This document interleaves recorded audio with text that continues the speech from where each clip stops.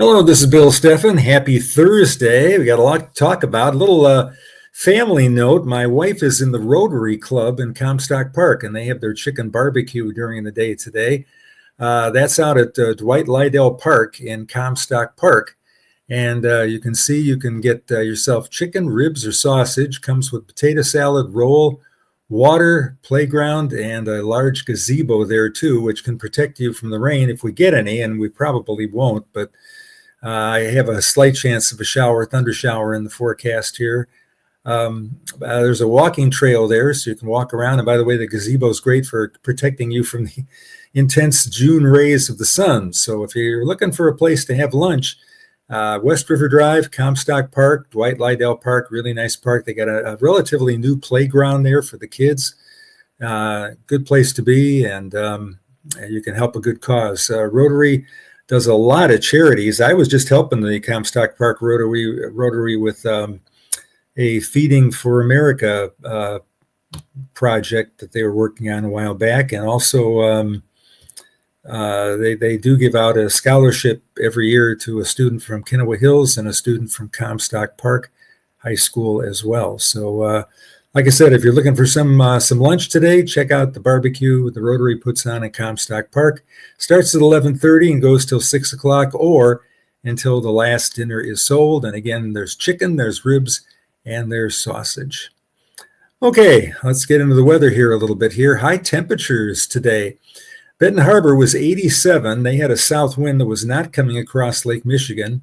Kalamazoo reached 85 and Grand Rapids 84. It was a warm summer day out there. But take a look at the difference right at Lake Michigan. The South Haven Pier, high temperature there was 75. Holland State Park, the high temperature was 70.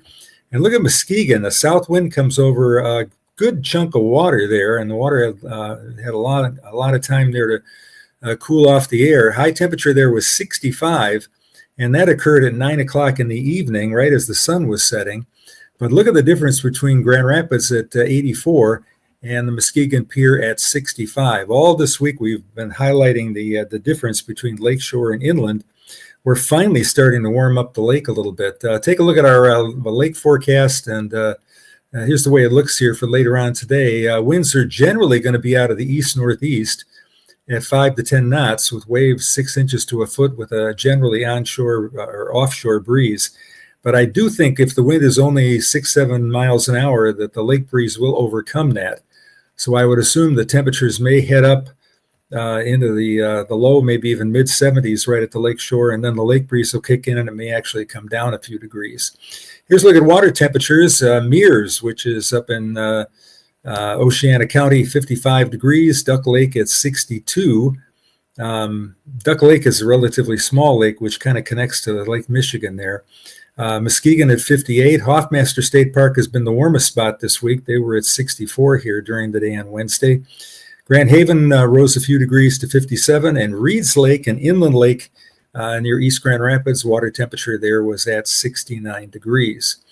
A little update on the smoke situation. We still have a smoke layer up there, though it is fairly thin. There are no air quality alerts in effect for lower Michigan here during the day today. And a little update on the fires, and it's good news. There's 25 significant fires here. 6 of them are out of control. That is down from 8 earlier in the week, so they're making some progress there. You can see the number of firefighters, water bombers, still like that term, 43 helicopters. Now that's got to be quite an operation because these things come one right after another. I don't know if you can look on the graphic behind me. This is an image from the Bureau of Land Management. You can see the airplanes kind of going one right after another. If you look on the top up there where it says no air quality alerts, there's a second plane coming in, and that will dump its load and then go back. There are a lot of lakes up in Canada where they can get water from. So the good news is they are making some progress on those wildfires. And anytime the wind is, we had a southwest wind, and then today we're going to have a wind out of the east-northeast, so it's not coming from Manitoba. And that will certainly help to clear the smoke out here as well. Taking a look at the hurricane situation here. We had 2 tropical storms yesterday. Barbara, that became a hurricane very briefly, and then fell back to tropical storm, and Cosme. Both of those just disappeared in like 12 hours or so, they came up into colder water, and that was the end of them. There's still a few scattered showers about that, and that's about it. What you're seeing right there with the hatched area and that red X is where the next tropical storm is going to be forming, and that should form within another couple of days. That one's going to be called Delilah, and it's going to move to the northwest too. It should stay far enough off the coast of Mexico to not cause any problems there to our neighbor to the south. And I don't think anything is going to happen in the yellow hatched area. They've got about a 10-20% chance of something happening there. That's probably not going to happen. The rest of the world remains very, very quiet. We do expect one perhaps tropical storm or even minor hurricane to form in the western Pacific. Nothing going on in the eastern Pacific, Gulf of Mexico, or Caribbean area for at least the next 10 days. So that's an update there. All right, we're going to take a short break right now and thank our sponsors. We will be right back with the forecast for this afternoon, tomorrow, and the weekend. And thanks to Complete Care Concierge, they are your fast, affordable, and efficient cleaning service serving all of West Michigan, residential and business cleans, 616-264-1397.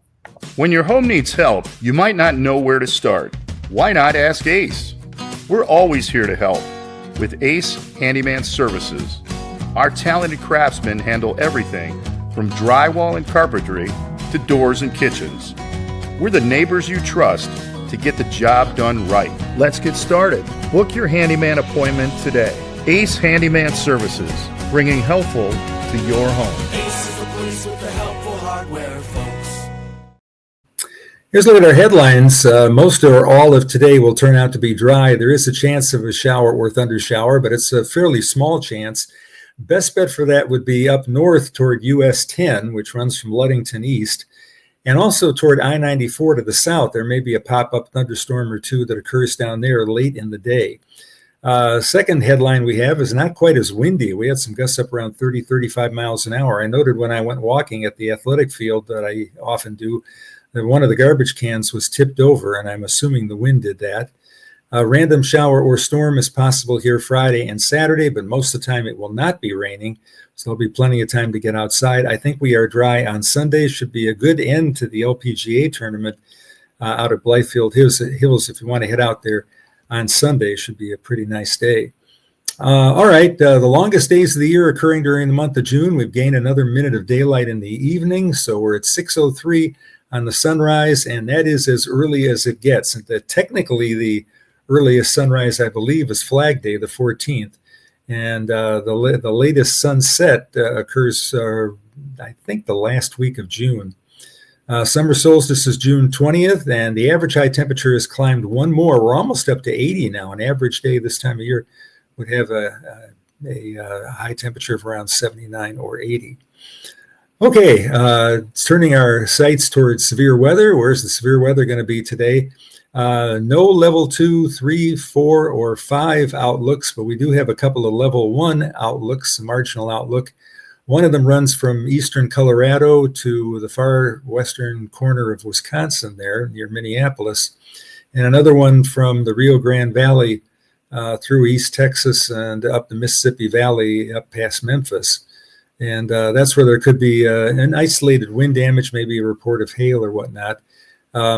For West Michigan, you can see if you were to draw a line from about Ludington to just north of Detroit, in that southern area, there is a chance of a pop-up shower or thunder shower during the day, but those would be few and far between. And then looking at the threat for Friday, we've got that in the lee of the Rocky Mountains, kind of an interesting shape to this. We're just east of the Rockies there from southeastern Montana on down toward the Oklahoma Panhandle. That is a level 2 or slight risk for potential severe weather. West Michigan is in that light green area, which means no organized severe weather is expected, though there is a chance for a pop-up shower, thunder shower here Friday and on Saturday. Take a look at how much rain is going to fall. A bunch of it from Texas up through Arkansas there, and then another area of yellow across essentially south central Minnesota. Less rain here in the West Michigan area. By the way, I don't know what's going on with Georgia down there. Something in the computer programming went amok and gave them more rain than they're actually going to get. But you can see a good portion of the United States east of the Rockies picking up on some decent rain here. Next picture, we'll zoom into Michigan here, and we'll be able to show you that we're expecting anywhere from, over the next 3 days, anywhere from a tenth to a half an inch of rain. A tenth is not enough, as much of West Michigan remains shy in terms of rainfall here. But we'll see if we can get you a little bit here for those of you that need it. Rainfall amount should be a little bit higher across the lake in Wisconsin. We'll take a look at the temperatures here for the day today. 80 degrees, low temperature of 60. I can't totally rule out a shower or thunder shower. Most of the day looks partly sunny. Humidity levels drop to 50%. Won't be terribly humid out there. And winds will be a little lighter, and they'll shift around to the east at 5 to 10 miles an hour. Some specific high temperatures across the area today, about 79 or 80 for Grand Rapids. As you head north, it'll be a little cooler. Just 72 in Ludington today, 74 Big Rapids, 70 in Traverse City. And look at the UP, that little corner that I slice out there and put on there. Temperatures right along the Lake Superior shoreline, only in the low to mid 50s. So a pretty chilly day for anybody on vacation up there. On the other hand, it's warm down toward the Indiana border. Three Rivers at 86, Kalamazoo back up to 85 degrees. Be a warm day there. But look at across the lake with a general easterly flow. Holland's regional airport at 81, but Milwaukee at just 67 degrees.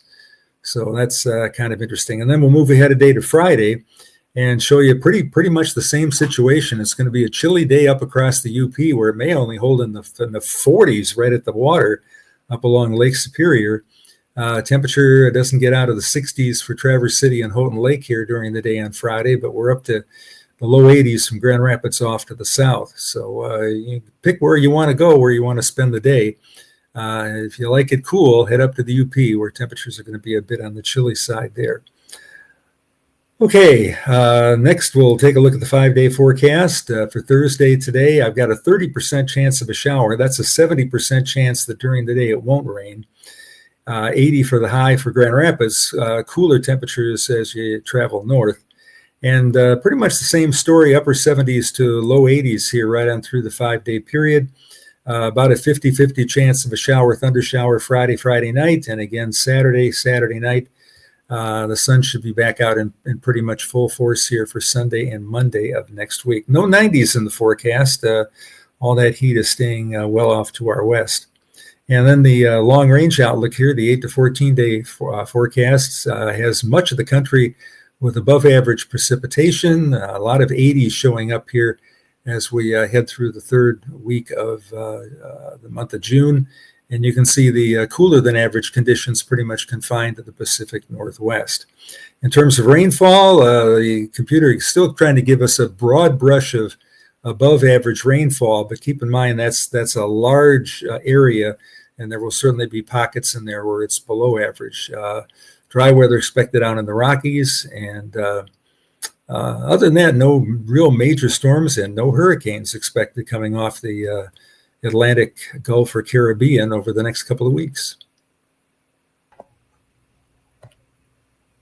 So I couldn't find that much for local interest stuff for June 12th, so I thought we'd start with photos, and here is Crystal Lake in Benzie County. Really, really nice lake. I don't know that you can connect a boat from Crystal Lake to Lake Michigan. I think Crystal Lake is kind of just an inland lake up there. But it's a very nice lake. The last time I was up there, I was watching a loon. And a loon can pop up out of the water. It looks like a duck. And then it can go down in the water and stay underwater for like a minute or a minute and a half or something like that, and then pop back up again. So it's kind of interesting watching the loon there. But that's a beautiful area up there in Benzie. And here's how Muskegon looks. Yes, we got looks like some cirrocumulus clouds there, kind of a scattered pattern. And the sun shining behind it. That's along the lakeshore around the Muskegon Grand Haven area. Thanks to John for that. On June 12, 1987, Ronald Reagan made a speech at the Brandenburg Gate. In the speech, he told Mr. Gorbachev to do what? Mr. Gorbachev, tear down this wall. How's that? That was pretty good.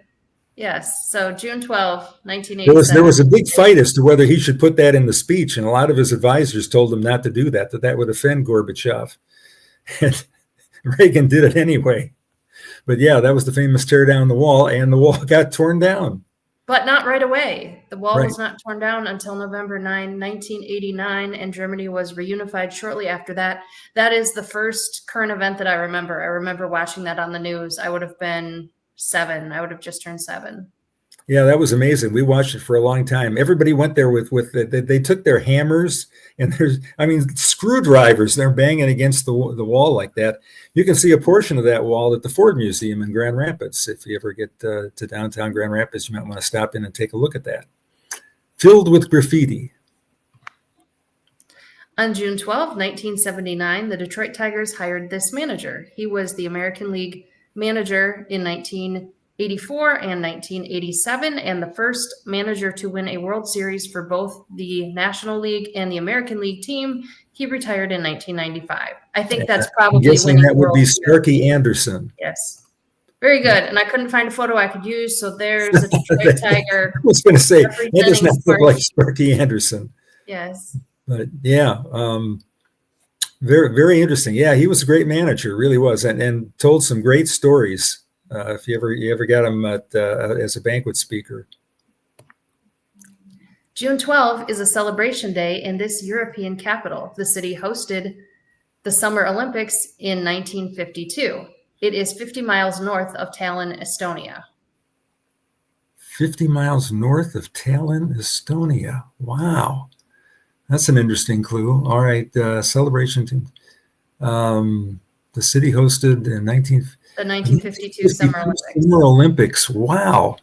What's up there? There's Estonia, Latvia, Lithuania. There's Kaliningrad, which is actually part of of Russia, I think. There's a little tiny area right there.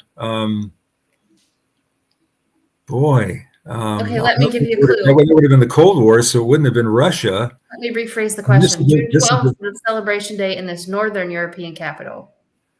Okay, yeah, because I was going to say it wouldn't be the Winter Olympics, because you got the Summer Olympics there. So Summer Olympics 1952. It wouldn't be in a Soviet bloc country. I can't imagine. 50 miles north of Tallinn, Estonia. Wow, you have me baffled here. I mean, it wouldn't be Russia. We were in the midst of the Cold War back in the 50s. Your next clue rhymes with stinky. Oh, Helsinki? There you go. Yes. Okay, I did not know that. They did the Helsinki. Summer Olympics in 52?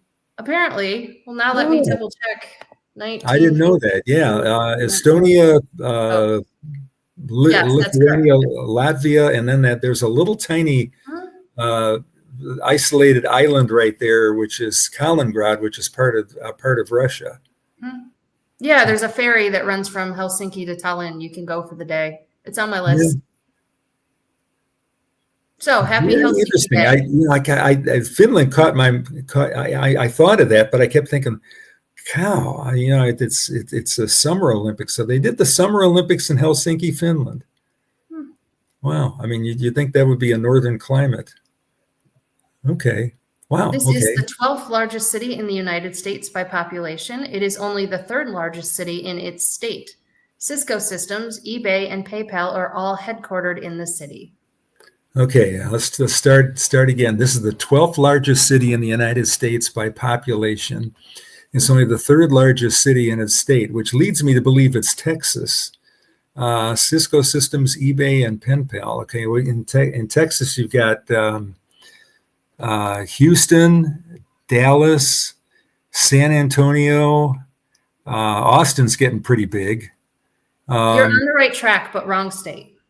Wrong state? Mm-hmm. All right, so it'd have to be California. Yeah, because you got Cisco and eBay and PayPal.